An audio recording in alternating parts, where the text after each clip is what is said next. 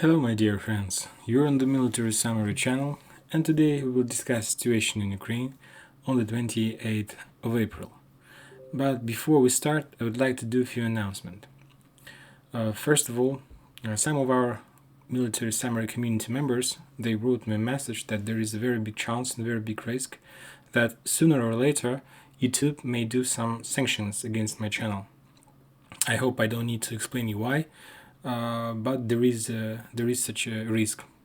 So that's why I just want to inform you that in case if something like this happens, then you can find my videos. In my Telegram. And also, I start to discover another platform, Rumble.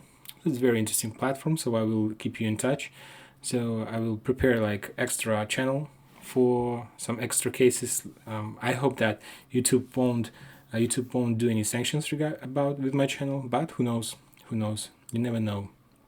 This is the first announcement.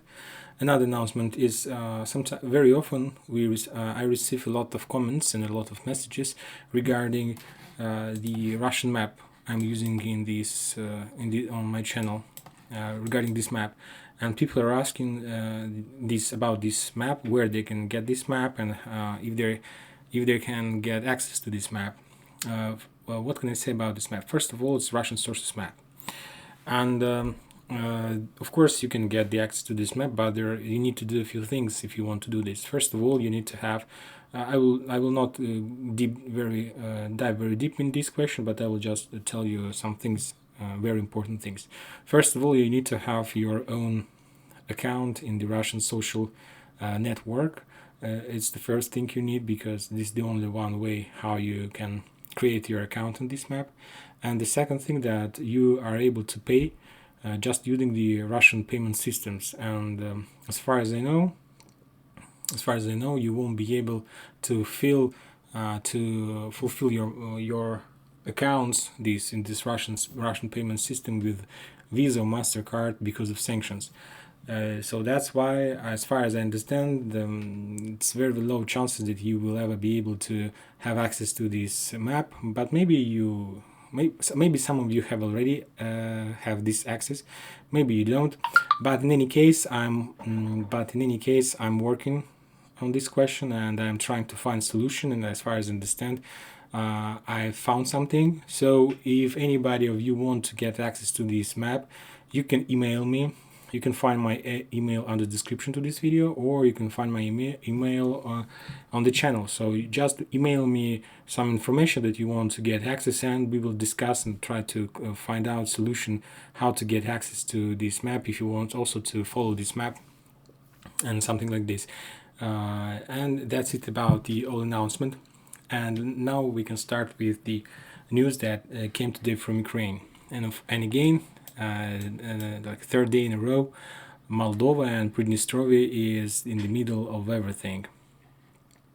First of all, from this morning, we got the video how somewhere in Romania, it wasn't even Moldova, it wasn't even Pridnestrovia, somewhere in Romania on some road there was a convoy, very big convoy, I can say, and there were a lot of Romanian equipment. And as far as I know, Romania is NATO country, so we could see this morning a big convoy that was heading in direction of Moldova, and there was a lot of NATO equipment. And it's a very bad signal, by the way. Romanian authorities, they didn't comment this news, but at noon they told that yes, they proved that there was a convoy, but they told that this convoy wasn't heading in direction Moldova. It was just a part of their trainings, some military trainings, and so on. But of course, we understand that it's a part of something more bigger than just trainings or something like this. Also today we got another news from Poland. This is the Poland. But before we got the news from Poland, we got the news from the Russian Federation. There is a very important person in Russian Federation. As you know, there is also some intelligence service in the Russian Federation, and the head of this intelligence service, this morning he announced that Poland are planning to capture the lands on the west of Ukraine. I'm telling you that it was the information that the head of Russian intelligence announced today this morning. And he told, I repeat myself, that Poland are planning to occupy and capture the lands on the west of Ukraine. These lands. First of all, why about these lands, and why occupy, why capture? So many questions, so I'll try to explain. But with better understanding, we need to take a look at the Poland map before the Second World War. This is the map of Poland, of this area, before the Second World War. So the green country is Poland. This is the Baltic states, and this is the Germany on the west. This and so on. And the red line, is the USSR. So this is the Poland, and all these territories we can say on the southeast of Poland. This is the territory with that today belongs to Ukraine. So like 80 years ago, these lands belong to Poland. And of course, not just Poland, some Belarus lands as well. Like half of Belarus belonged to Poland. It was the Poland Republic. The west part of Ukraine belonged to Poland. So according to the words of director of Russian intelligence, he told that Poland, they are now negotiating with Americans, with the US, and they are asking for permission to start their operation in the west of Ukraine. Of course, it would be not like a NATO operation, it would be like their own operation. Of course, the main idea, according to the director of Russian intelligence, according to his words, it will be like, first of all, the protecting operations, like Poland are planning to protect this land from the Russian invasion, from Russian attack, like to establish safe zone, but it will like be on top. But if we will dive deeper, the main purpose of this operation is to occupy this area. It's not my opinion. I'm just trying, and I'm telling you the things that the director of Russian intelligence told this day. And a few minutes or hours later, Poland, they announced that they're starting their own trainings, military trainings, on the south of Poland, in this area, near Ukraine, near the border with Ukraine. What does it mean? And the idea of these trainings is pushing all their forces from the north in the south direction. They announced that it's just like trainings, like to see how Poland army can regroup, to do very fast regrouping from north part of Poland to the south. But we understand what's going on, but it's not everything. So let's like repeat it a little bit. Romania announced about their trainings. Poland announced about their trainings. Romania, they're sending the troops in direction of Moldova.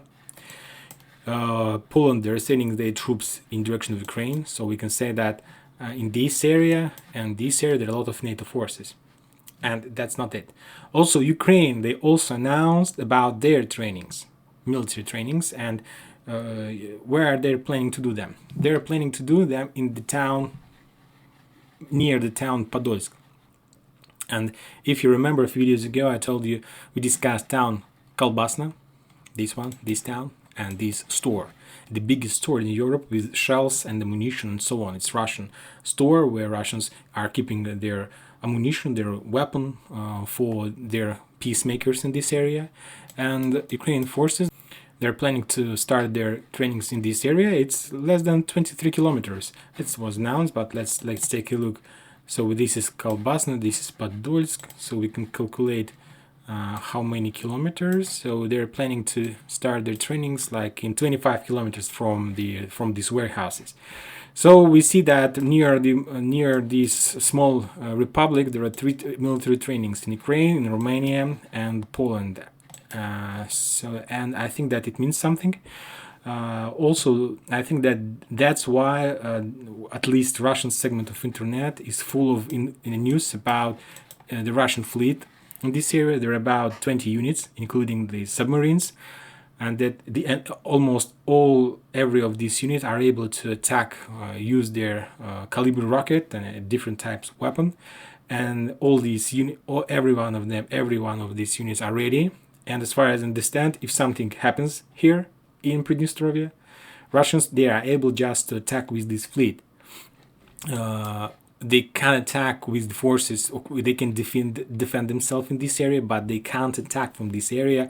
They can just defend. The Russian forces are very far from this area, and if Russians want to help these forces, they will have to first pass Mykolaiv and this area. And if we take a look in this map, you're going to see that it's not very easy because of these two rivers, and to cross them it will be a headache. For example, if Russians want to get here, they will have to pass this river, and this very long river, so they will have to do a small arc to pass these towns. So for now, I'm not sure if it's even possible to establish a ground connection and to help Pridnestrovia with the ground forces. The only thing that Russian can do is to use their fleet, these 20 units, and these 20 units can attack any forces that are planning to invade in direction of this Pridnestrovia.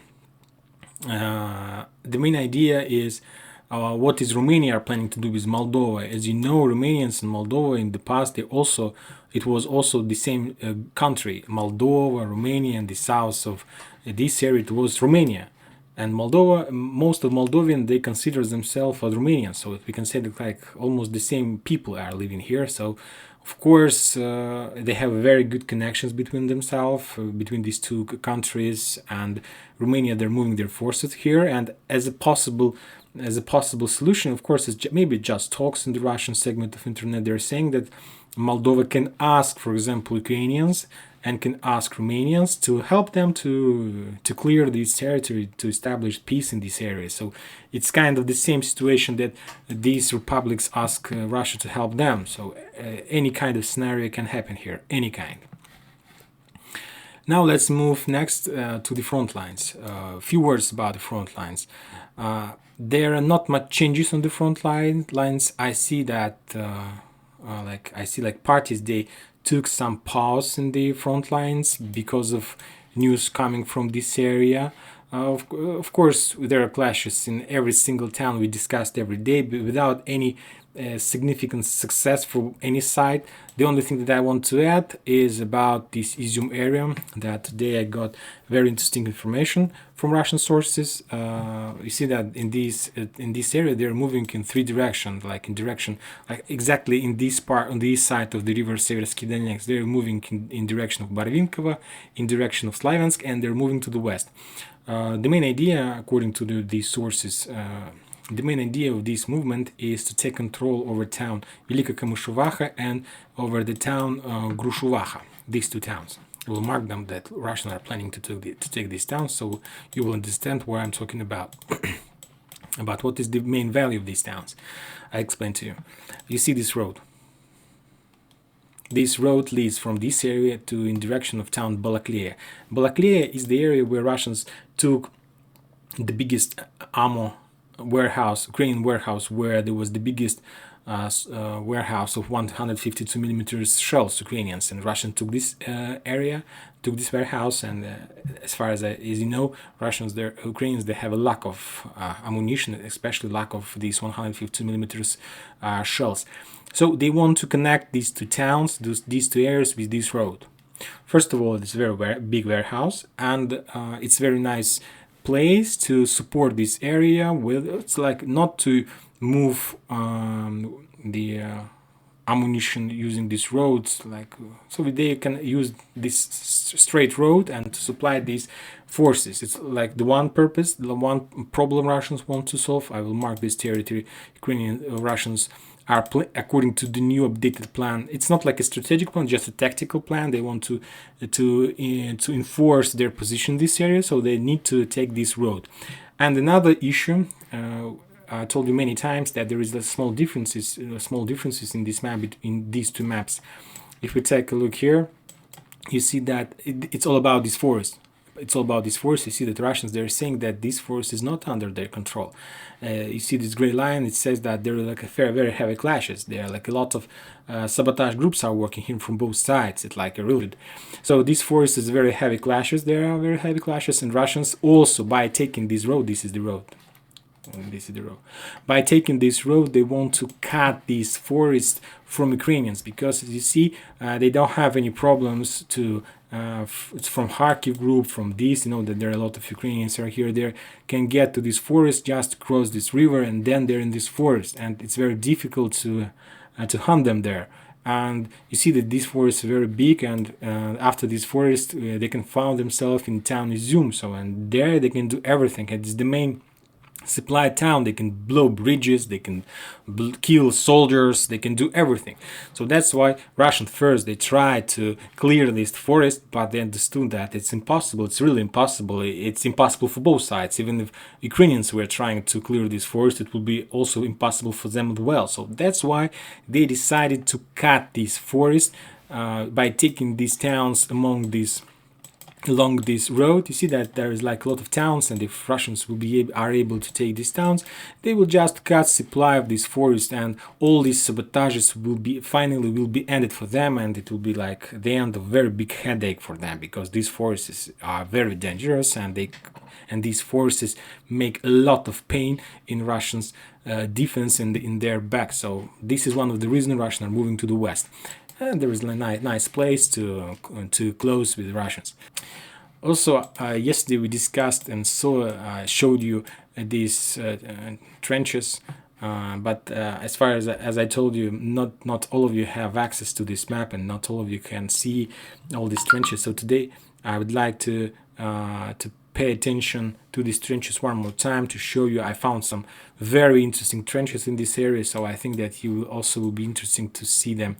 First of all, I will add more information that blue things is the Ukrainian trenches, and red one is the Russian trenches. So, like you see, this the battle face to face, and it was not like yesterday it was 8 years. Imagine yourself that, for example, the biggest trenches I saw in my life ever is the Pisky. It's the Ukrainian fortified area. It's one of the most fortified area in Ukraine. You see that there is like Ukrainians, and in kilometer we see the civilian buildings of the Donetsk People Republic. So imagine yourself, there is weddings, there is shopping, there is like real life there, and after the corner there is like angry Ukrainians with ammo and so on. So I can't even imagine how could they live for these 80 years. I can't imagine.